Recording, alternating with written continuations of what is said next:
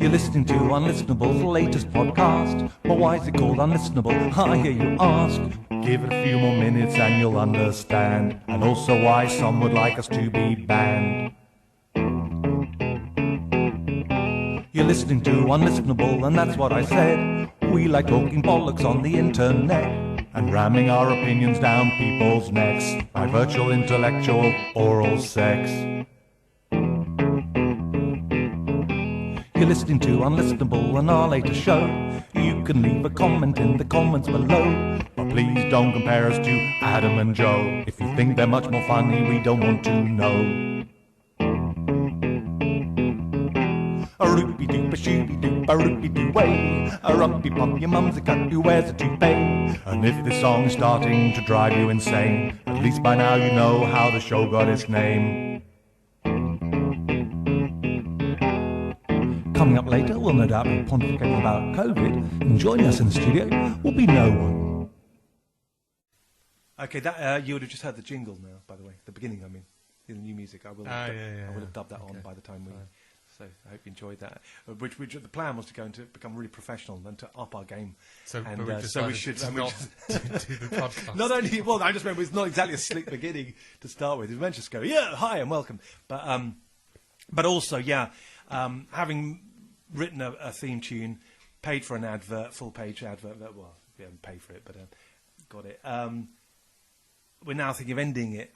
I don't know if we're actually going to end it or not. No, I think we're going to wind it down. No, we're going to wind it down. Okay, whatever. Well, what do you call it? Finish it. Stop it. Yeah, but we might do them, just not as often.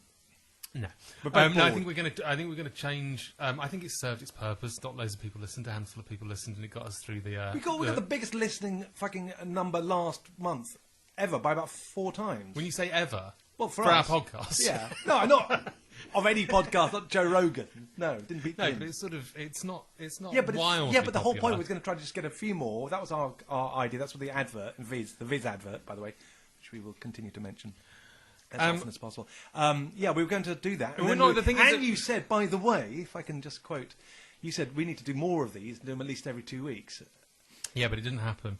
Because you didn't want to. Well, I just feel it's kind of... I'm okay at doing it, in the same way I'm okay at singing. But to put a song out once a week would be very odd for 200 people. Go, yeah, I've got to put another song out. Look, we have some... I saw Iggy Pop once say something. I said, it's not the number of fans you have, it's how much they like you. We lack both, but nevertheless... It's still, it's theoretically possible someone might like us a lot. Well, no, the thing is... One of the three. Well, we are going to do a podcast, because I think there's something a little bit... Yeah. Pardon? We are doing it now. No, I know we're doing a podcast now, but we are going to do another podcast, which I think... Yeah. It has to have some kind of structure. I think this is much more interesting and and it will. I imagine. So what I think we're going to do. There was a when I grew up, there was a very, very depressed man who ran a video shop at the end of the road. It was a bit like going out of business. It was a bit like Frank Butcher out of EastEnders. He was really depressed all the time, and he used to chain smoke and ran this. Fuck! I got a phone call. Oh shit! That's a bit. Who was that? Should I take this? Yeah, who's that? Okay, hang on. I should have switched photo. Hi there. We're doing the podcast, and you're actually on the air now. How you doing? I was going to switch it off, but then we thought it'd be more funny if I just didn't. Go on. Don't feel under any pressure or anything, but you are got a lot of listeners right now. You've got 43 listeners. Hang on, let me pause this. Sorry, I've never done this before. Pause the thing. Okay, pause it. God, I do. Sorry about that. That's the first time you've ever... It was your girlfriend? It was, yeah. You didn't say I love you when you hang up the phone. Right now, I do. If you're listening, I do. Anyway, so, where were we? Okay. Frank Butcher guy ran a very depressed guy at the end of my parents' road growing up. And he ran this really sort of failing VHS video shop, because he didn't have quite enough money to run it, so he didn't quite have enough money to get the latest releases in. So it was just just started downsizing, and it was just sort of the business model was really failing. And then randomly one week he decided to turn it into a pizza restaurant where he just ordered frozen pizza. and sort of, cooked them in the back on his own, and that business collapsed within about 3 weeks. So I think we're going to do a similar thing. We're going to just re-establish this as... Having re-established it, then we're going to let it go to the sort of pizza sort of thing. Is that what you mean? Or well, no, I'm just going to say what we're going to re-establish will be the equivalent of the pizza. Yeah, we'll be the equivalent of going from a VHS video shop to a pizza restaurant. Okay, it's that handbrake turn, because I just think I don't know. I just have nothing on this. I know, but that doesn't necessarily matter. Yeah, it really does. No, because you've already told the story. See, it's a very Yeah, but not. I don't think it's wild. See, it happens. You just let it go and have something called let it do its thing. Let it be what it wants to be. Yeah, but the problem is that was okay when radio had real structure, because then you were going, I'm breaking boundaries because But now podcasts are freeform, so the more they have to be structured, because I get mixed up. I thought you didn't want them structured, or did, or you want them to be slightly more. They can't just. The idea of a meandering podcast is not interesting. A meandering radio show is interesting because it's like, fuck me, they're on the BBC. So we need a really structured podcast or a really random radio show, but then they're just the same thing. No, they're not. They're very... Well, then pretty much. What's the point? The whole point is a radio show is like, oh my God, they're actually on air. They're actually being paid by the BBC, and they're fucking... All they're doing is rambling. Yeah, and they're rambling. This is amazing radio. It's kind of a bit sort of self-flagellating to say that, we've got to do what the art form doesn't lend itself to most. I mean, that is the point of podcasts. You don't have to worry about the fact you're on the air and stuff, and you can ramble. So shouldn't one embrace that? Yeah, but if it's producing gold, I just don't. I think it's. Anyway, so the idea for this next the remodeled and remade podcast that we're going to do is you should be fucking delighted about this. I am actually. I shouldn't. I'm on thin ice here. Fucking dream. It's my dream. We're going to do the A to Z of the Beatles. Yeah, I know. If we start talking about the World Economic Forum halfway through talking about a day in the life, that's fine. I'm fine. Again, this is isn't that exactly the thing you don't want on a... No, surely you've got the structure there. You've got the structure in the Beatles, and it's like, oh wow, this is brilliant. So then we can talk about COVID. Yeah, because the Beatles one. Really so if you want to hear Beatles... about COVID, listen to the Beatles one. If you want to hear about the Beatles, listen to the one Hey, about I've just COVID. heard this amazing new Beatles podcast. It's brilliant. Yeah, they didn't even mention the Beatles. But then they started talking about a day in the life. They started talking about World Economic Forum and really, Build Back Better. It's really, I can see that working. Whereas I've just listened to this podcast. I can see neither working, actually, the way things are going. Anyway, we are going to do this. We're going to do an experiment. My plan, anyway, it doesn't really matter what we plan because we don't do it. We always say we'll do something, we don't do it anyway. We'll do something different. No. This is rebranded. We are rebranding. Okay, we are going to try. We are going to try to do mock it. tops. Yeah, okay. Anyway, and by the way, it wasn't my idea. This Beatle one, unbelievably, it was actually your idea. Well, I'm not. Even though I'm not a Beatles fan. Yeah, I'm a Rolling Stones fan, but I'm quite interested in the Beatles, like most people are. Yeah. But you're obsessive about the Beatles, and you're always interesting. I don't really talk about anything else. Like when Tim's literally still depressed that Yoko broke them up. Like it's the first thing he thinks about when he wakes up. Fucking Yoko. So I think it's. But you have got ridiculously sort of encyclopedic knowledge of the Beatles. I guess it's funny. I know people who. I know a bunch of Beatlemaniacs, and they're all the same as me. I mean, there's none of us know more than anyone else. I mean, I've read I think, getting on for 100 books on them, I think. God knows how many articles and other stuff, but they're all like that. I mean, I know a guy got... I mentioned him in my essay on them, which is on the website, actually. There's an essay called My Life with the Beatles, which I'd explain the whole phenomenon of my obsession. And I mentioned that there's a guy I knew who had 2 shelves worth of Beatle books. Literally 2 long shelves, just the Beatles. Yeah. And I've got sort of about 4 shelves, but they're smaller. But we're all the same. And I remember him saying, what was it he said? He said the reason why people are obsessed with the Beatles and why they read so many books, because I bet you, as a Stones fan, I bet you haven't read more than 5 books. Oh fuck no! I read if that, 1.5. Yeah, exactly. And you're a massive Stone fan, and I know massive Stone fans. The Stones but no one reads loads of books because they're not an enigma. They're not an enigma. They don't sell many records. Brilliant band. The Stones. They're a live band. The Stones. Yeah, but they're an amazing band. But they aren't this enigma, and the Beatles are an enigma, and that's what people have with the Beatles. And what he said was the reason people read all these books is because they're trying to find out a clue as to how they did it. And somewhere in there, that's in your head. It's like, because it just doesn't make any fucking sense, the Beatles. You know, they did all that in 7 years. You know, 12 albums, masterpieces, 5 films. John wrote 2 books. They between them made about the 5 movies. They did about 4 independently. John's 3 months shooting a movie in the middle of it. They did an art exhibition, or maybe 2 art exhibitions. You know, all that, like 250 songs, but pretty much every single thing was a masterpiece. Even if you don't like it, someone else will. We're still sort of living off the fumes. And no one can work it out how they did that in 7 years. They were on tour for half that time. You know, in fact, the albums were second to the. They took second place to the concerts. They'd go, oh, hey guys, we need an album, and they're like, can you fit one in? Oh, we've got a week here. You can do it between your tour. Yeah. They sort of had to knock them off the album, something like 3 days or something. You know, in between a tour, which is before the Christmas market. Yeah. The albums are almost an afterthought. I mean, that's and the speed that they did it. I mean, I should be doing this on the podcast, but it's anyway. No, that's the thing, and that's why there's this enigma, and why so many Beatle fans and all my friends like to say that why we just can't get enough information, because the more you get, the more it amazes you, not the other way around. It doesn't, it doesn't demystify it. It makes them more like, what, they did that as well? Oh, what, I didn't know about that, and It's so a many genuine stories. It's a genuine opportunity. Buying islands I'm genuinely interested in this, so I can come sit here with a cup of coffee. Unlike most people who'll be listening. And you can I can sit back and you can just waffle on about the Beatles, and I can interject occasionally. Yeah. And it will be really interesting. Okay, so this is the plan. So we're going to do a thing called an A to Z of the Beatles. Is that the title? Yeah, I mean, there probably is one already, but I googled that to see if there was. There was. They weren't exactly. It didn't sort of come up immediately as that. So what I'll do is... So probably that. It might be Unlistenable Presents or something like that. An A to Z of the Beatles, maybe. I don't know. What do you think? Well, if there is another one. Huh? Well, I don't think it needs to be. I think it should just be the A to Z of the Beatles. Yeah, but if there's 10 others... Anyway, whatever. So anyway, we'll see. Anyway, but no, I think that's the plan, because that's a genuinely interesting thing to do.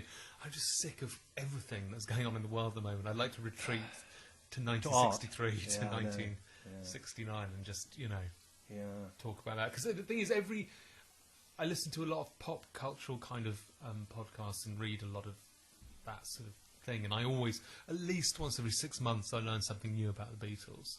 So, and when I speak to you about it, you always know more about it. So I think that's what we're going to do. Okay.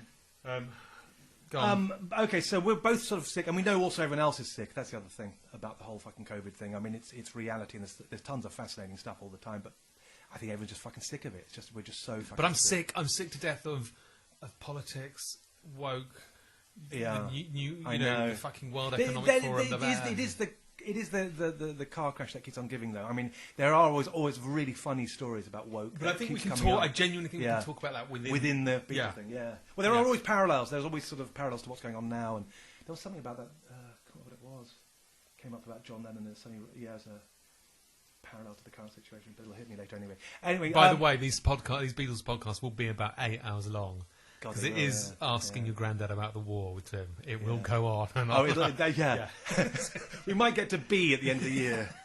If we're lucky. So go on, how do you want to end this? Okay, well, I just thought we got to kind of wrap it up. It's been a year, I thought. Well, it's been pretty much a year. Yeah, which is also, by the way, a song that I'm going to play later called Livin La Vida Lockdown, which is... we did a video for it. It's on YouTube. So I'm going to try to debut that. Which, the last time, it's been a year since they put us in the lockdown, and it has been virtually a year. In fact, it's since we got into lockdown, because we went down before everyone else, I mean, pretty much, in that I was barely going out, I was doing all the obsessive shit, like, before everyone else. I bought a box of fucking masks from eBay, arrived before the lockdown. I mean, that's the irony that I'm so against them now, but I got them before anyone else did, the hardcore N95 masks as well. I mean, that's the thing about the last years. I've gone from one polar extreme to the other, but then I've done it from information. I think what I did then was correct, because we didn't know, and it did look... all the information said it was going to fucking devastate. It's really interesting looking back on what they said at the beginning. It's amazing, isn't it? Yeah, I know. And it's terrifying. Well, it was 7%. We were looking at figures that suggested 7% of people were going to die if you got it. Yeah. That was the official sort of numbers coming in. It was between 7 and 10% were going to die, and 8% were going to get it. So you could literally work out how many friends... And look at the actual truth, which we, by the way, we did know fairly on, and we started figuring out that the numbers were kind of, hang on, we're not allowing for this. We probably took us about a month to start going, hang on. It's got to be a lot lower. I was still scared longer than you were. Well, I started working out from a few factors. I mean, Diamond Princess, the cruise liner, was an interesting case, because, I mean, that was the first one that made me kind of go, and that was actually in February, but it's the one, when I started thinking about it, it was like, well, only something like don't know, was it 2% of them died? Only about sort of 8% of them got it, or 5% or something. Like, considering there was a bunch of pensioners all on a cruise where it sort of let rip, as they say now. We can't just let it rip. Well, it let rip there. If it could let anywhere else, it's a petri dish, with all... And only like 2% died or 1% died. It's like, well, if 1% of them died and they're all locked together for weeks on end and they're all pensioners or whatever, it's not going to be any more than that in the general population. So we knew that was the upper limit pretty much, and that's been proven. Among the most vulnerable, it's maybe 1-2%. It's a really weird feeling that's going on at the moment, though. There's a really odd feeling where... By the way, it's also been the year of the rat, which I think is quite appropriate this year. I want to do a song with that title. What I'm finding really weird is it's sort of like there's this pretend pandemic going on in certain areas. You go into certain cafes and certain jobs and certain shops, and it's like a bowler's going on. And then you go into other environments like the sort of foyer of my building where there's a concierge and people chat and talk, and no one mentions COVID, and they're standing 2 feet away from each strangers chatting, and you don't. And then a guy came around to fix my sink yesterday. Came in, there's no mention of COVID, and saw my neighbours went to. There's no mention of COVID, and then you just go into certain environments, and it's like it's the fucking plague, and it's this really odd. Yeah. Sort of, it doesn't really feel like there is anything going on. I don't think about it. I don't think about the virus at all. No, me. I don't think about it. I think about it as flying fuck. You know how many people died of it yesterday in London? Yeah, one. Yeah. One out of 15 million. 15 million people all can't go out, do a thing, see their family. So one person, I bet that person was over 90 or something, because almost everyone is. And that's it. So we're waiting for that. And more people would have died in their homes from the lockdown, accidents within the home. Yeah. I bet you statistically, but quite a lot probably did. You see Sarah Harding from Girls Aloud? Friend knows her actually. Yeah, he visited her during the lockdown. Actually. She's now got inoperable cancer. Yeah, she didn't go because of the lockdown. I know. And it's like, okay, fine, we'll just... It's astonishing, all the shit that's happened. There must be so many of those. The thing, what were you saying earlier? You said something about what you'd learned from this year, and I said, stop, say that on this thing, because I've got something... No, that wasn't... What were you going into? Was it? No, it was just more about Wim Hof talking about... It's not related to COVID at all. Okay. It's not related. It's not. Because the reason when you said that, I said, that's what I wanted to talk about. What we've learned from this year. Because there's one thing that's dawned me, or a couple of things that I feel I've learned, and one is that I assumed that the more facts and evidence came out, the more people go, oh, okay, and they'd modify their positions, Yeah. And it didn't make a damn bit of difference. It did with some. It did with people like us who, I have to say, for all our faults, we change our opinion depending on the evidence, and we look at the evidence, we study it, and if we're wrong or we think we're wrong, I'll happily go, God, I got that completely wrong. I already said that earlier, that I got it completely wrong at the beginning on the numbers, and then we started to review it. But I know people, very educated people, some of them, really educated. I've spoken to doctors and stuff about this, and you confront them with statistics on the numbers, and they have a position. They'll say what they think about the virus and how, it'll kill people. If we open the schools, the kids will die. And I go, well, hang on, they've done that in places. No kids died. They kept schools open in Sweden, for example. 1.8 million kids. Not one died. There was no higher rates among the teachers either. So I said, well, there you go. There's, it's not going to go crazy. You might go a bit, but they die on the car journey to school as well. You're going to die of measles once in a while. It happens. You're not going to necessarily eradicate everyone. But we know there's almost nothing's going to happen if they open the schools, and they just go right back to their position, and they go, and they ignore it, and they just go straight back, and it hasn't made any damn difference. And if you show them the graphs, whatever it might be. There's loads of countries, like India, for example, they reopened a few months ago. They've got their deaths per million is something like 180. Ours is near 2,000. Well, they let it rip, this phrase that they always go, we can't just let it rip. Well, they let it rip. And it didn't do anything. In fact, less deaths than us. In India, where they're all living in, half of them in shanty town. I don't know what exactly how they live, but they're close. Well, a lot of them are very packed in, aren't they? We know that. Well, you know what I mean? You'd think it would really decimate certain cities and whatever. And it didn't. So it's like, there you go. Where any place that's done, and you show them these figures, and it makes no fucking difference. You show them the mortality rates. You show them who gets it. Like, it's almost no one under 65. There's 400 under 65 who are healthy in the entire year. So we closed the entire country.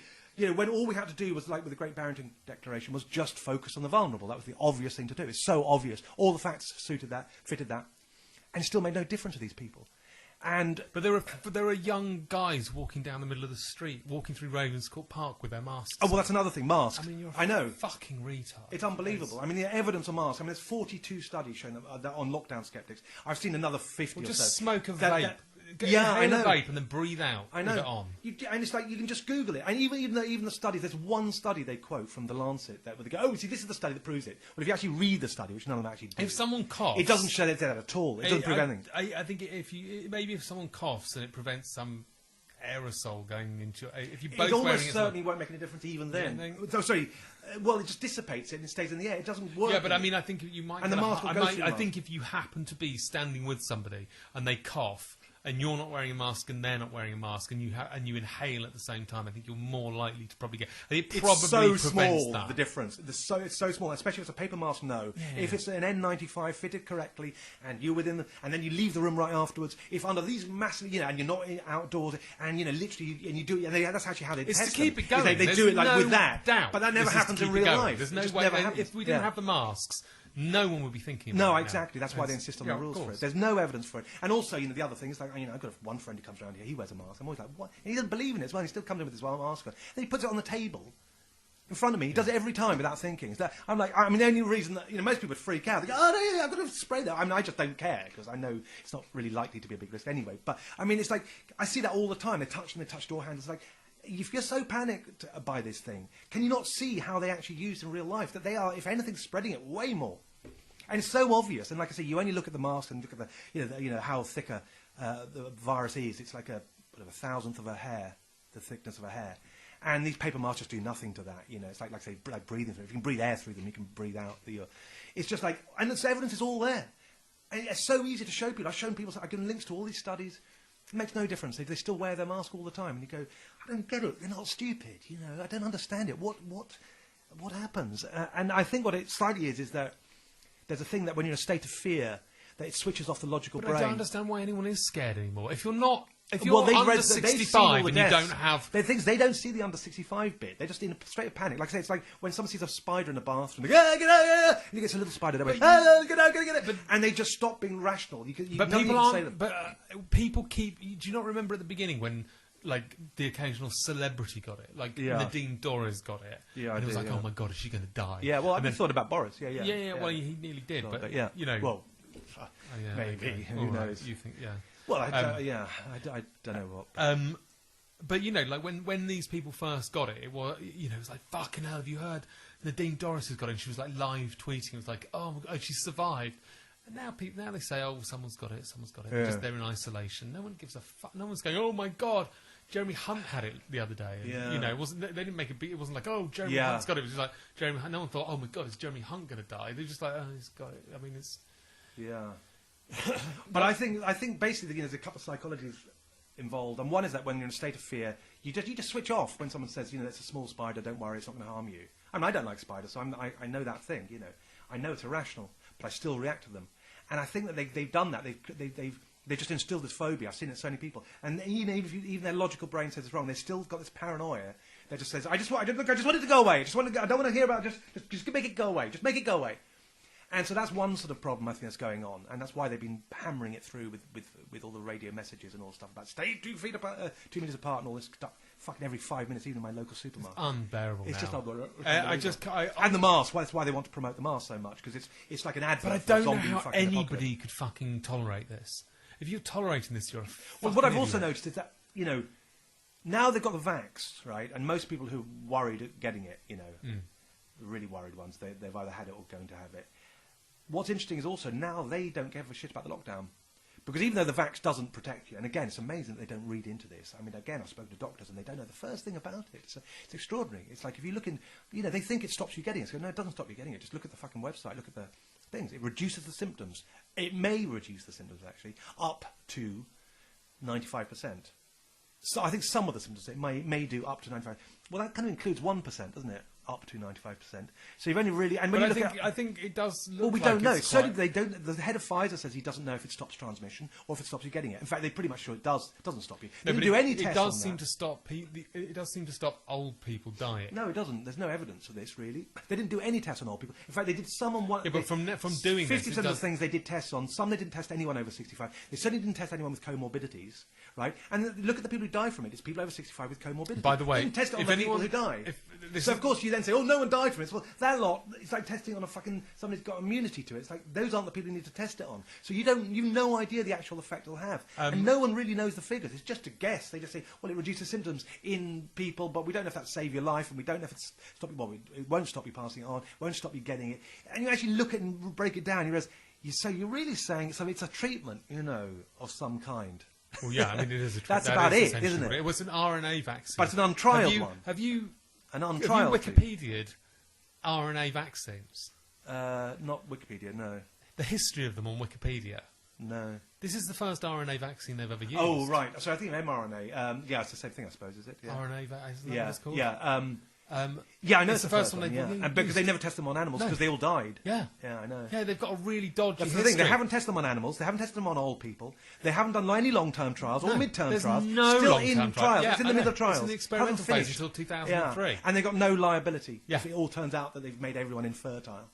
I mean, for example, but as one possible. But if you long-term just effect. go and No, read, they don't even know about that, by the way. Sterility. I think it's listed as a possible side effect, but they've no idea because they've not tested it on any pregnant women. So it's just a complete. Well, hopefully not. Go and but if they get it wrong, Wikipedia history like of a RNA sci-fi movie. Vaccines. It's like a precursor to a major fuck up. Yeah. It is like and then they it's tried like on this, they tried on this, isn't it? Like, didn't work, and all the idiots go, oh, it'll be fine, and then it cut to gradually people start dropping dead, and they go, oh my god, women are not having babies anymore. Oh my god, we're all going to die out. Oh well, the only people who can save us are the ones who didn't take the vax. Oh, but we tried to shoot them as well already because we hated those people, so they got murdered in the first act. But a few people survived in caves, so they're going to be the ones who sort of somehow repopulate the planet. It's like that. It's like, this is insanity. The risk we've taken here.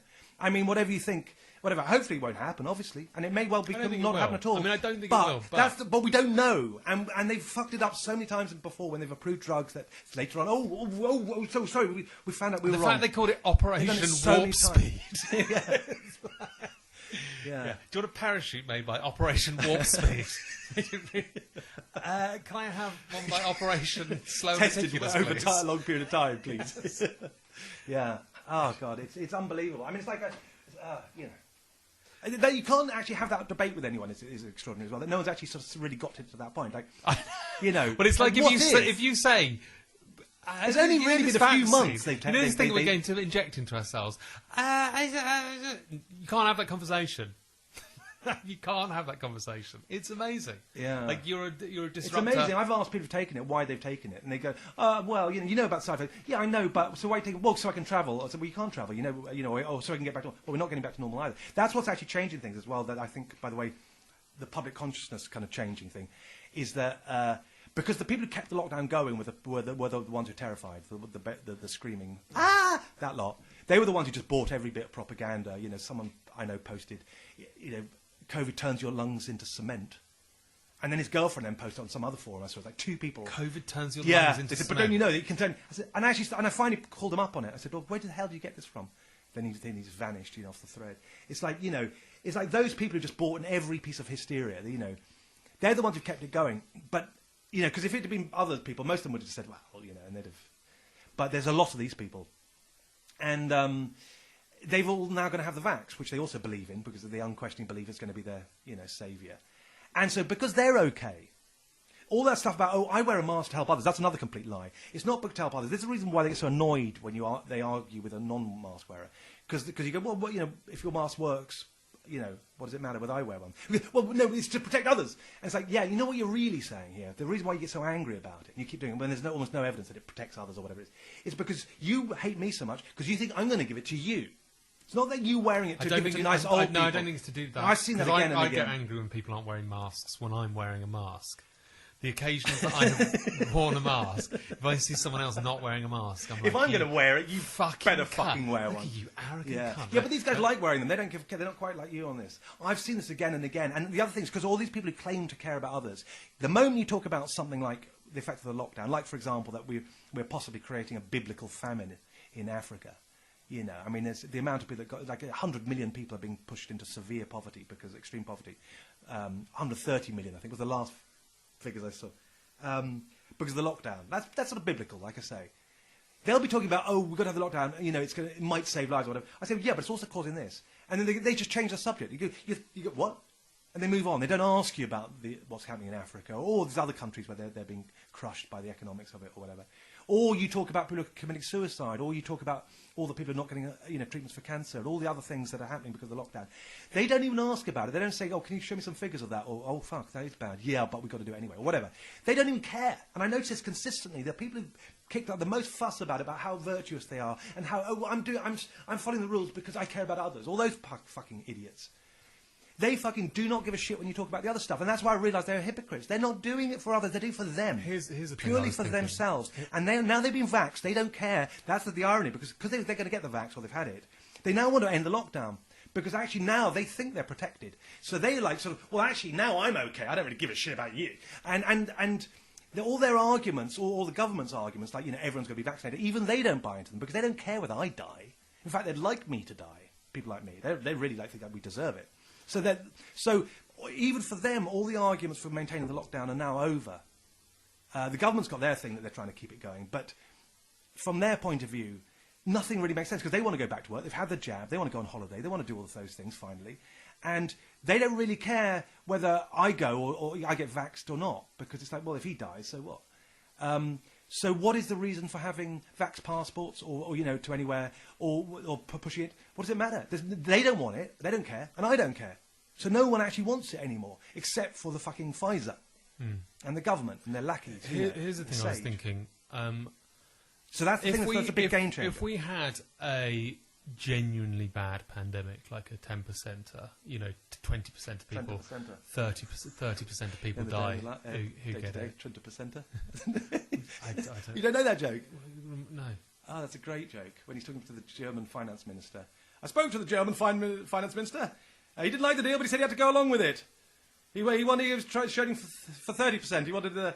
Oh, did he really? And you had this conversation, did you? Yes!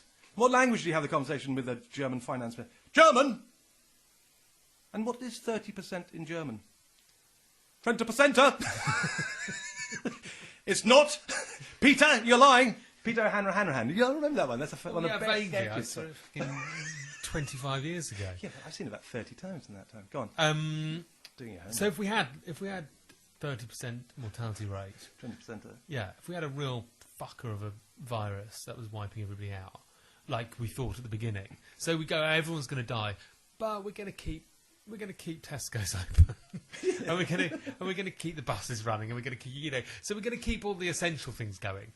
If we have one of those, if it really is as bad as everyone thought, with or we had one that was 30%, or that wouldn't be able to happen. Tesco, everybody be dead in Tesco. Everybody being dead in Sainsbury's. Yeah. I remember thinking that at the time. It's again another reason why I realised it was all bullshit, because we spoke to the people in both Waitrose and what's the other, Marks & Spencer, that were open throughout the whole thing. They didn't wear masks. And we said, how many people have got ill? And they both said, don't know anyone. Like, well, if they're in central London and they haven't got anyone who's got it and they've worked through the whole thing, it can't be that fucking dangerous, can it? There's been 40 hours. So what are we going to do if we get one that's got a 30% mortality rate? Because we can't. We've got no money left. We've got no money left, but we can't just keep the shops open. It's only the fact that it wasn't very dangerous. The fact that everyone just didn't die in Tesco. I mean, that's a weird one. Do you know what I mean? At the beginning, oh my God, it's so dangerous. We have to not go out the house. Apart from people in Tesco, they can all go to work. And none of them died. Like, well, the fact they didn't care about them. Why didn't we keep Boots open then? Why didn't we keep Clark's shoes open and HMV? It was essential, but I mean, essential? How essential? Like food. Well, yeah. Well, I mean, it doesn't matter if it's essential. They're either all going to die or not. Yeah, I know. Yeah. And they didn't all die. So maybe we could just keep HMV open as well. Yeah. It's like, I don't get. Yeah. Especially gyms, say. I mean, because gyms is makes you healthy, and we just one of the things we do know makes a difference. So you at least kept them open. The things that were you'd call, but they didn't give a shit. They were trying to crush us. I mean, that's the whole thing. So go on. As we're ending this, how where are we going to be in a year's time? Well, I know what their plan is. I've said this all along. I believe I know what Sage and all that lot want to do. They want to get us all jabbed and make sure that it's so difficult to operate without a jab, and then that we have to, or we just give in. That's one of the things. They want track and trace. They want to trace us all at any time they can. They want to abolish cash. All the classic things that Aaron Russo predicted in 2005 or whatever it was in that interview when he predicted all of this stuff. It's that. We've seen it. And it's no longer a conspiracy theory. We've got it all. All those mad conspiracy theories, they're no longer theories anymore. I mean, that's one of the crazy things about this year. It's proven the conspiracy theorists, either they were incredibly lucky to get it all right, or they understood the situation. But either way, they got it right. The only debate is whether it was an accident they got it right, that they just stumbled on all these things, and they all happened. But they're no longer in dispute now. So we know all their cards are on the table now with the cabal. What do you think? And they want to make sure it's almost impossible to travel. You know, you need papers to do everything. That's what they want. They'll roll it back. What do you think about? They'll roll it back because they've got to. What do you think about mandatory vaccines? What do you think I'm going to have to take one? I don't think it'll be ever mandatory. I think they'll just I'll make it so damn difficult. Do you think I'll be able to operate in any way? I think you'll be able to operate. I think they'll just make it difficult for you, so it's a big pain in the arse. You have to go through a lot of hoops, and most people don't bother. They won't mind if 5-10% of people don't take it or whatever. They can just go, oh, all right, okay, we'll see what we can do about them later. But basically, if they can get 90% of people to do it, then they're more or less happy. And I think that's what they're going to aim for. So they'll make it just, travelling. Yeah, you can technically do it, but you have to do a test. You have to do maybe another test, and then you have to just spend a few days in a hotel, and you have to pay for it yourself, or that kind of stuff. And most people go, this is just not worth it. I'll just take the damn jab. And of course, it'll just. Do you think life will be livable loads from then on? This time next year? Livable we'll be having a better time than we are now. This time next year. This time next year, I don't quite know. I think they're going to try to ramp it up to get into another lockdown. I don't think they're going to let us back actually in the summer. I think they're going to say they are. I reckon they'll make some excuse. No, I think they're going to have to. They'll undo a lot of it. They'll allow the shops to be open probably. They've got to allow the schools to a certain extent. I just can't believe it's going to be. But I can see the pubs, for example, they'll roll back on that one, and they'll sort of say, well, we don't want to undo all the good we've done, and they'll make it so it's not like you can't stand at the bar, for example. No. I think we'll get our freedoms back this summer. It's how long that lasts. Well, that's the other thing. As soon as the flu numbers go up in September, they're going to try to say, oh, it's due to COVID again. I don't think they can. I don't think they can not let us out this summer because I think that's it. I mean, you've got to throw some crumbs because otherwise people will riot, But my guess is that we're not going to get a full relaxation even in the summer. There'll still be controls and bars and stuff. They'll still be, and they're trying to still do track and trace and things. Like, why would you do it now? I mean, seriously? Why the fuck would you put billions into track and trace now? Well, I think one person in London. What are you going to do? But not for this. I do think they need a fucking good track and trace system in case there is. I do think a track and trace system is a good idea. Well, yeah, in case you should, just in case you should have a camera in everyone's bedroom in case someone gets raped. No. I don't think we should just permanently all be track and traced. I just think the infrastructure should actually be there. Yeah, I just think no. They've got way too much fucking. They've taken way too much from our freedoms. We shouldn't even have it. We should. Yeah, exactly. The police bill is astonishing. I know. I mean. But anyway, no, I think there comes a point where you go, you know what, safety isn't worth it. There's a point where you have too much safety. It's like, you know what, I don't mind a bit of danger. I'm okay with that. And I think they've got to be as well. It's like, fuck you, You can't live saying, well, like saying, oh, we've got to be ready for the next sort of virus. Well, there's also the next asteroid. There's the next fucking tsunami. There's the next fucking pole shift. There's a million things that can happen that we're not prepared for. Pole shift's a worry. Have you been reading about that? Well, I did actually. If that fucking happens. There's a million things like this, but you can't afford to worry about them all. Earthquakes. I worry about them all. Well, yeah, but the thing is, you don't know which one's going to be next. If you put all that money into it, you won't have any money for the things when they come up. I know. When you won't be able to adapt. You just got to fucking live with it. Grow a pair. It's got pathetic now. Everyone, it's like the Clapham thing, the murder. It's like, now they want to sort of solve all murders. Like, we don't want murders to happen anymore. Women should not be ever murdered. Well, I agree with that, But how do you do that? Yeah, we've been please give me an idea, because they've been doing this throughout history, trying to stop people's murdering others. But it's pretty hard, because you can't really arrest someone until they've done it, And then, then they get away with it. Then they've done it. It's like, what are you supposed to do? Pre-crime? Thought crime? It's just stupid. But everyone's got into this mode like, we can't allow it to happen. You're just being complacent. Well, I'm afraid you have to be. If anything bad happens, it now has to be turned into a major bit of activism. It can't just go, shit, that's right. You can't just say, like in the past, you go, that's awful. I hope he gets sentenced, and I hope he fucking gets what's coming to him. Yeah. That's what we used to say. Yeah. Now it's like, no, they should have stopped it. It's like, yeah, I know. Should have, would have, could have. How the fuck are you going to stop every fucking murder? Yeah, in case it ever happens. I know. Again. Yeah, you just can't do it. Undercover police. Unless you've got an idea. Anyone, call in if you've got an idea how to solve murdering. Leave a comment in the comments below. It's like, well, I mean, if you've got some solution, if someone's got a solution, the Green but Party moaning about it doesn't. Well, what is it? Oh yeah, a curfew for men. Yeah, that's a great idea, isn't it? She actually said that. I know. Men curfewed after 6. Yeah, I know. Like in the summer, Liberal 6 o'clock party. is pretty much the Greens. Was it the Greens or the Liberals? The Green Party. She got voted in. It was so insane that no one really commented on it. It should have been. Everyone was just like, Oh, what? What? I've talked to a few Lock people up about it. everyone. Imagine if you said, well, I mean, if the guy had been black and said, right, let's, I think all black people should be locked up at 6 p.m. You just go, what the fuck? But men, oh yeah, that's all right. Yeah, we'll just group them all into one group and say they're all the same as each other. They all need to. But the idea at 6 o'clock, men would have to leave work early. They wouldn't be able to go to the pub. There wouldn't be any police. They wouldn't be able to go to the theatre. They wouldn't be able to go to a restaurant in the evening. Basically, they'd be taken out of society. Just work and come home. Yeah, and then we'll lock the door and you. Yeah, and then if we have the rest. If something needs fixing, we'll let you out for an hour while you fix the fridge, and then you can go back into your little hutch. Yeah, I know, it's amazing. Amazing. Yeah. Incredible. Anyway, I think the end of the two middle-aged men moan about the state of the world. I got my razor stopped working, my electric razor, after 30 years or something, and I bought a new one. Now it's actually working again, of course. But I thought it sounds like, I've never done this, I wanted to do something with it, a video or whatever, because it sounds like Stephen Hawking. If you listen, hang on. To me, this sounds like Stephen Hawking. Am I imagining it? So hang on. That's the same when you say you want to do something about with it, well, I don't know. You take it on the road. Yeah. But I don't know. A YouTube, TikTok video. I don't fucking know. I'm talking about Wembley. Come see. Tim is amazing. Electric Craig stroke Stephen Hawking. But hang on. Yeah. Anyway, yes, it does. Anyway, it does. I think there's a perfect note to end on. Yeah, literally. What was I going to say? There are a couple of things. Okay, the last time we did this podcast, we were talking about Jesus, the guy used to go to gigs. Yeah. And he died like 3 days later after we were talking about him, which is odd. And then that weekend, I was talking to my girlfriend about Phil Spector, and then he died the following week. God rest his soul. I've had a few people that died after I'd spoken about them or whatever. I told you about that. So who do you want to talk about? Well, I said, with Matt Hancock. But anyway, it was odd. I just thought, because whoever talks about Jesus, the guy with the maracas, and we finally mentioned him, and then 3 days later he dies.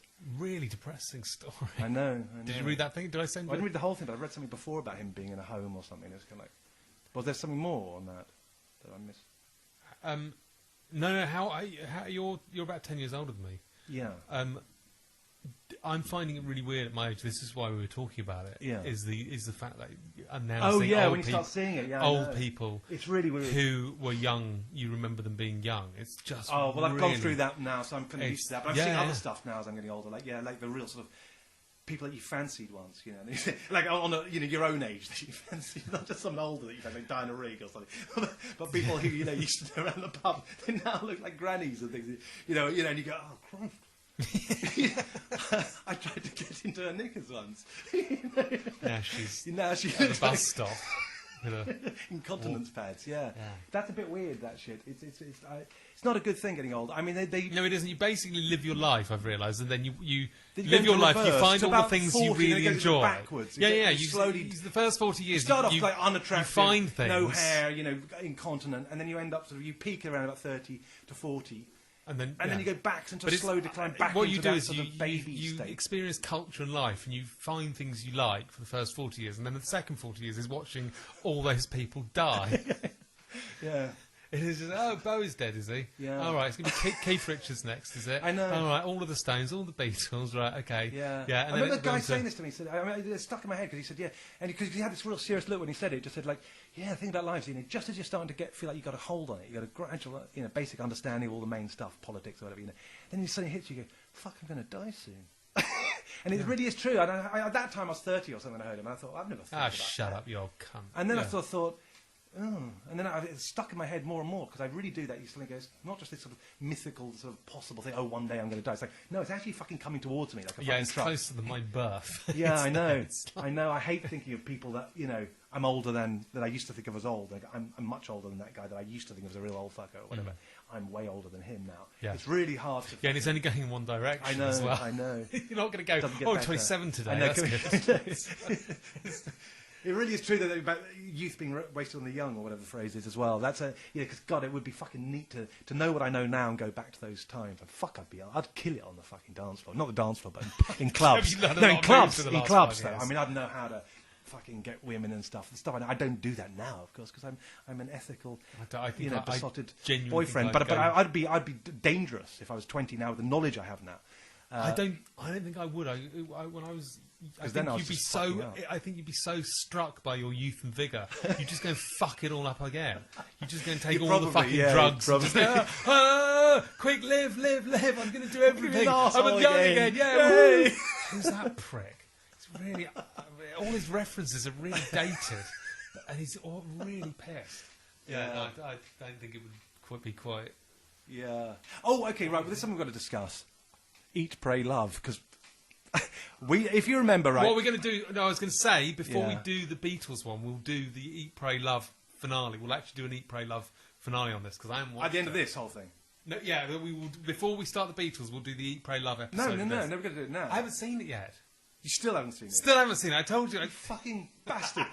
You pick the film, you make it like, what we're going to do is how we make the podcast much better is we're going to do something interesting here. We're going to make a challenge and make the whole show much more snappy and radio-like. And then what happens, you tell me to watch it, I go and fucking watch it, which took me fucking like 2 weeks. I'm like, fucking, I had to go to some fucking site to find it as well. And I'm going, I don't want to watch it. I haven't watched that's the only film I've watched on my own in a year. And it's one I did not want to fucking watch. That you made me watch, and then having watched it, which is way longer than you said it would be, it's 2.5 hours, by the way, not an hour and a half, and then you haven't watched it. Yeah, thanks for that. So we can't even talk about it either, you know. I mean, I think I've got to get revenge on you for this. I've got to fucking give you a fucking task for the next one. You've got to watch it. It's my choosing. I'm going to choose it. I don't have to watch it either. Fine. I'll choose something I watched once in the past sometime and just make you watch it now. Well, I will watch Eat, Pray, Love. Well, look, we can't. It's not a big enough sort of teaser to say what we're going to do. I can tell you what I think about it. I don't think you need to. I'll save you the misery, shall I? Unless you really want to watch it. I feel I should watch it. I don't. I think it's better things. I mean, you'll avoid it then probably as well. So I'm going to fucking say what I think of it because it's otherwise we'll never do it. Like we said, we're going to do it. We've had like almost 2 months since the last podcast. You get no fucking excuse. Okay, Eat, Pray, Love. It was better than I expected. Was it? Yeah, it was really interesting actually because I really expected to hate it.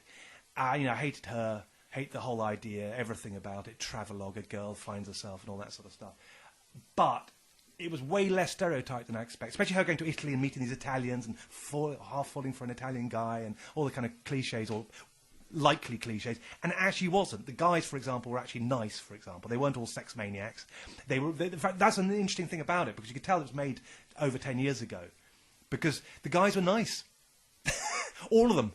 And there were a couple of guys who were a bit dodgy, but they were just more sort of silly kind of dodgy. But they weren't sort of horrible and fucked up and a lesson. No, this is, guys, by the way, just so you know, don't be like this person. You need to learn this, yeah. You need to learn more. Like that feeling you get whenever you watch something that's made by the BBC. None of that was on this. And it was just kind of this sort of, actually this is kind of quite a good story. And for what it was, she sort of learned things in each country, but also she realised she learned things that she kind of got wrong. She thought she'd found a lesson in Italy about how to enjoy food and all that, and only to go to the next place where someone points out she's put on a bit of weight. She suddenly goes, oh yeah. And it's kind of actually like that. I wasn't expecting that. And there were a few things like that. The guy that she... it's a spoiler alert slightly here, but I don't think it's going to be any big surprise, but she eventually finds some guy that obviously they are suited to each other, but he's also really good looking and he's a bit of a rogue. But also he's not like this kind of... He's like into Phil Collins and Air Supply, he mentions at some point. And he says he likes this, and she goes, you really shouldn't say that stuff out loud. And I thought, okay, that's quite good, because they could have given him a cool band to like, or something. But they actually got him to like something that wasn't cool, and that she pointed out wasn't cool. But it wasn't sort of that terrible, like for Air Supply, not that terrible, I think it's Air Supply. But it's kind of, so he wasn't that cliche, but he also, like I say, he wasn't the archetypal man that you wanted. It's like, yeah, he's a bit of a pillock, but he's also got a nice... He had a son that he had a relationship with, but they had a good relationship, again. And it's like he's a single dad, but, he's actually quite a good single dad. It's like, and it's just so damn refreshing, even though I didn't like it, and I was dying for it to end, I'll be honest, because I just fucking can't stand, just because 2.5 hours of, when the world's falling apart all around you, watching a fucking Julia Roberts find herself in fucking Italy is not the top of my priorities, frankly. But there was a sort of... Yeah, mine neither.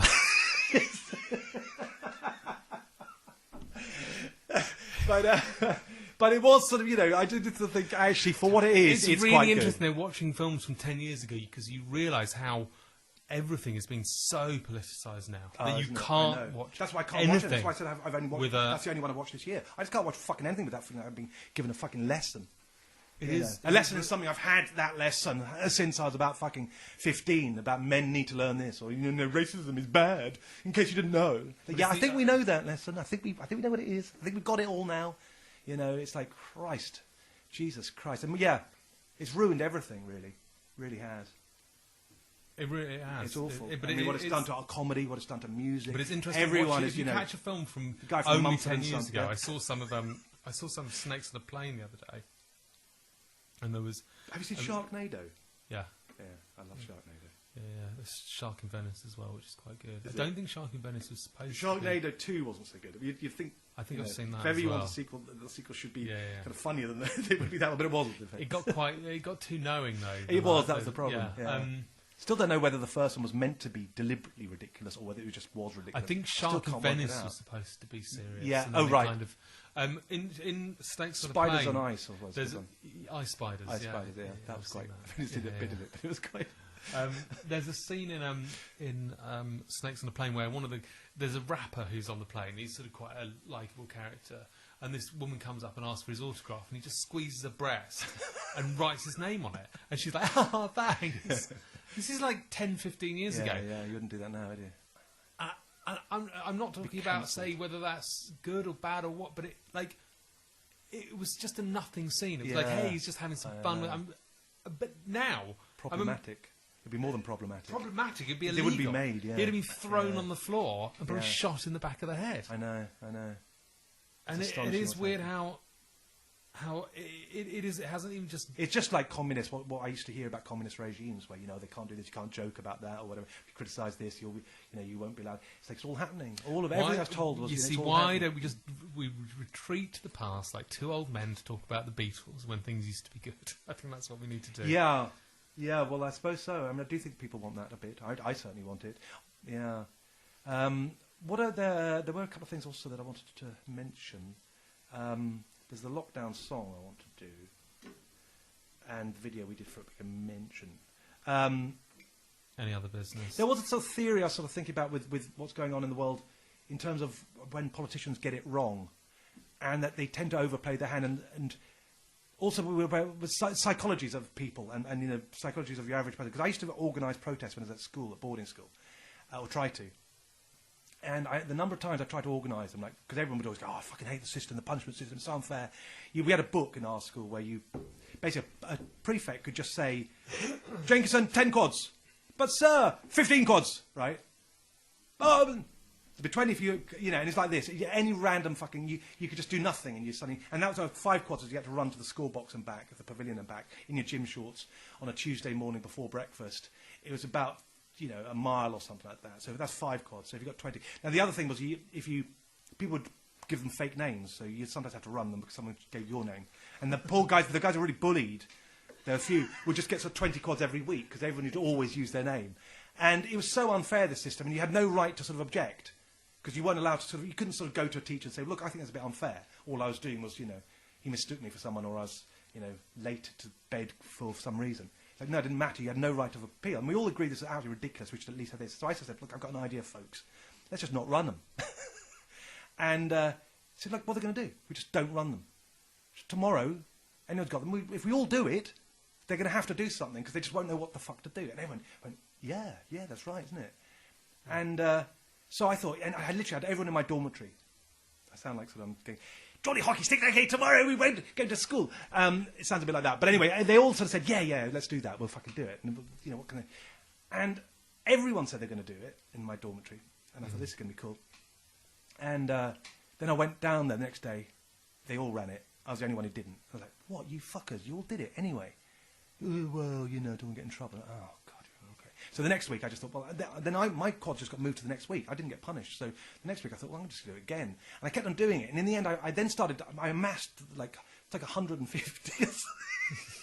I literally went out to get punished because I was also, I was leaving at the next year. So I just thought, fuck it, what can I do? And anyway, basically, so I ended up getting, this astonishing number. Like the most anyone got was 20, or maybe 25 if they're really bad. And I was like 150. And then I had to see how high I could get it. And then one week they were just cleared. I went, they got rid of them. I've just been released, And I realised that they probably just thought, again, what can they do? If he causes things, everyone's going to realise this whole thing's built on sand, And this is like so many things. If we all got together, we could stop the lockdown tomorrow. If we all just went on the streets tomorrow and everyone just said, listen, hey guys, it's happening. And everyone said, yeah, great. But they never do. Yeah. And this happened again and again with all the stuff I saw. Just this frustration. I thought, well, the elites are going to know this, aren't they? Anyone who's been a politician who's sort of seen, how it works. Also, you get out the ringleader. There'll be certain methods of how to stop this stuff, but you don't really have to do that much because most people won't ever do it. They'll only do it when there's a tipping point, And then occasionally, because we had this other one that worked, because we got this new headmaster who came in. I don't know if I told you this, but we had a riot in my school. And we had this new headmaster, and he came in. He's the I told you about him. He's the guy who was the exorcist who did exorcisms, and he was rumoured to be psychic. We were all terrified of this guy, that he could read our minds. Literally, there were stories. My brother, I conversed with my brother, one of my brothers, and he said it actually happened to him. He's thinking something, and he suddenly mentioned it. He said something about the head gardener or something. It just popped into his head. So the guy goes, and then the head gardener said, "What the fuck?" So quite a few people had weird things around this guy. This named Philip Jebb, this very fucking weird guy with a high pitched voice. Okay, boys, like really fucking, but he's really terrifying, really fucking formidable. And every week he introduced some new law, and then the next week he'd do another law. Yeah. I mean, I say law, but there was things like, for example, you're only allowed. I can't remember what it. Well, one was smoking. If you're caught smoking, it's a £1 fine, and second time it'd be £2, and then the 10th time or something like that, you get a letter home or something like that, or 5th time or something. 10 quid fine. Anyway, he made it 10 quid fine automatically and a letter home automatically. Now, my pocket money for the term was like 10 quid, so it's quite a big deal. So fuck, not that I smoked, but lots of people did. And then he had another one where you weren't allowed out. Oh yeah, he had all these different rules. You weren't allowed out of the school more than once in a term, so you couldn't go out on the weekends. And then he introduced this rule that you weren't allowed in the dormitory any time except for night times. Now most people under a certain age didn't have a room, so basically we weren't allowed, come the weekends, come free time, we didn't have anywhere to go. We literally just walked in the corridors or outside for the whole term. You had nowhere to go, and it's unbelievable, And anyway, so eventually he did, and then the straw that broke the camel's back. There was the interesting thing was that one week. So we had each week he'd do something new, and each week it was like, oh my god, it's like the government now, like Sage, they've announced a new fucking thing, and then the one that fucking fucked it for him was when he said he's going to and we're going to this week, because of the trouble from noise machines. He used to call stereos, cassette players, record players. I think he called them noise machines. That was his joke. And they were our fucking what kept us going as music. And he basically said, okay, they're going to be abolished unless, what's he said, except for prefects. That was it. Yeah. And it was amazing because we all went, what? You're getting rid of music? We can't listen to music, really? And then word went round before the assembly. As soon as we came out of the assembly, there's going to be a fucking riot. We're going to have a riot about this. And it fucking worked. And the whole school came together. And what happened was we knew it. So we all got bog rolls. We nicked loo rolls from the toilet. Everyone got corded them for the week before. And then when it came to midnight on this night, whenever it was, about a week later, this is in my mind, your Malcolm McDowell in If. If was very similar to my school. It looked very similar, actually. It wasn't far off at all. Ours was actually worse than If, really. It's a bigger dormitories, more impersonal, monks everywhere. Yeah. Like they're hovering around the place on their fucking wheels or something. It's a horrible fucking scary shithole. And and then so then what happened was cool was that the bell rang at midnight, and it's rung by a prefect. So it's like the first time the prefect fucking joined us, and we all ran into the quadrangle at the beginning, and we all lobbed bog roll. In our pyjamas. Hooray! Hooray! Well, it was Jeb out, Jeb out, that kind of thing. And it made the papers. It made I think the Telegraph. They said it was been heard about 2 miles away in the nearest town. They'd heard the riot, the downside riot. I wish I kept the article. But anyway, so fucking then the next assembly, the Jed comes out and goes, I'm aware of what happened, or whatever he said. I can't remember. Your feelings have been noted, and we will make some amends or something like this. And the next week he then announced that the noise machines were going to get them back. So we went, yeah, we won. Pussy. And then but no, it wasn't. It's very clever what he did, because that was all he did. He basically gave us the noise machines back, but he didn't do anything else. He just told us they were looking into it, and that was the end of it. He didn't do anything else. By then, of course, he'd just completely taken all the power out of the riot, and that was it. You can't get another one. It was very hard to, It's like, hey, okay, let's have another one, guys. Oh, yeah. Crushed you. And that's how he did it. So he did a really political move. By the way, another analogy to this, which I think is relevant, is when Margaret Thatcher, because I was on the poll tax riots as well, and how that worked, because she basically spent 12 years or whatever. Basically, what she did, the clever thing that Thatcher did, and I fucking despise the fucking witch, right? But the very clever thing she did was she shat on only one lot of people.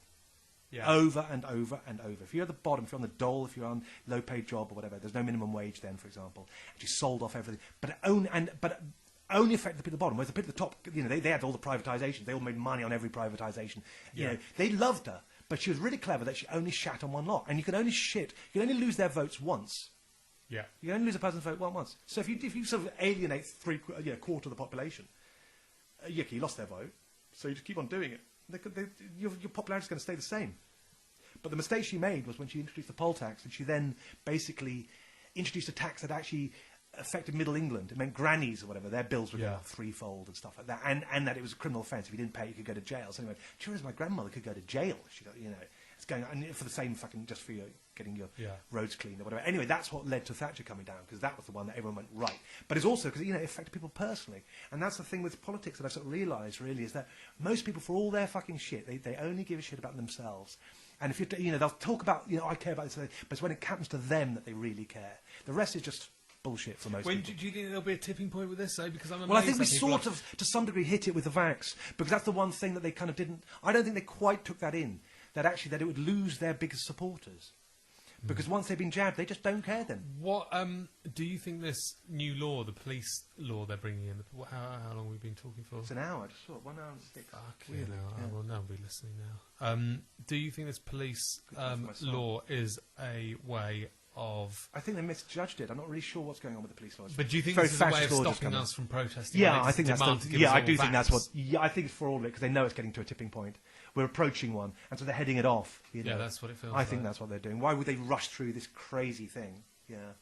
But I think they might have... Again, they overplay their hand. That's what psychopaths tend to do. If they've got one weakness, is they get arrogant. They keep on going too far until everyone goes, you know what, we're sick of it now. Yeah.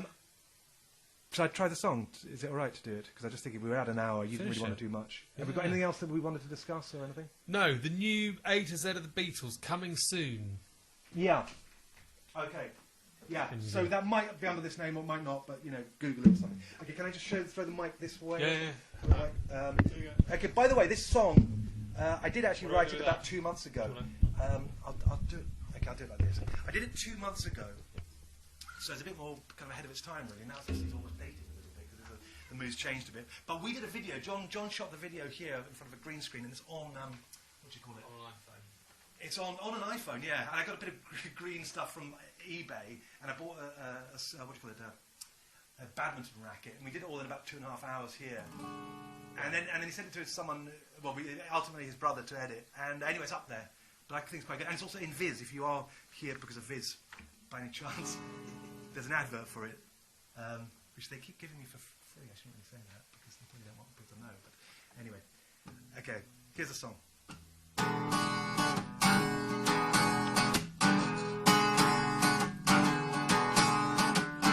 Life is sweet, it's like there's no tomorrow. Ever since they put me on the furlough, sleeping till late while still getting most of my wages. Cause everything's shut, you won't believe how much we're saving.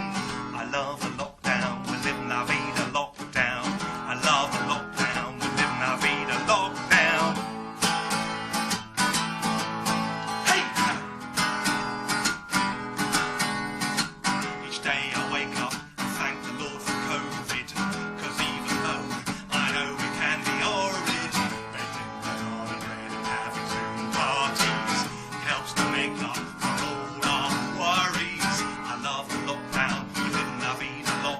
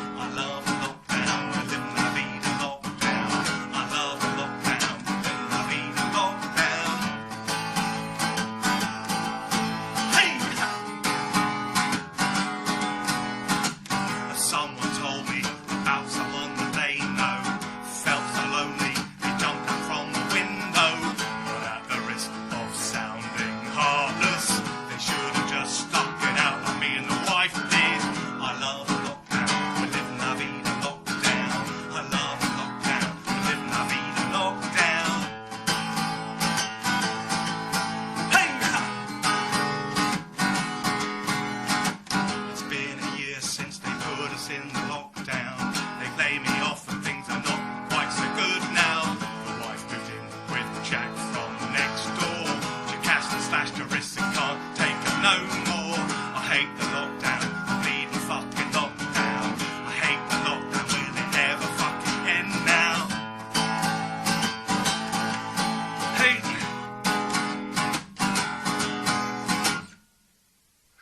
That's it. Okay. Should we say goodbye? Bye. Bye. See us next time on the A to Z of the Beatles. Bye.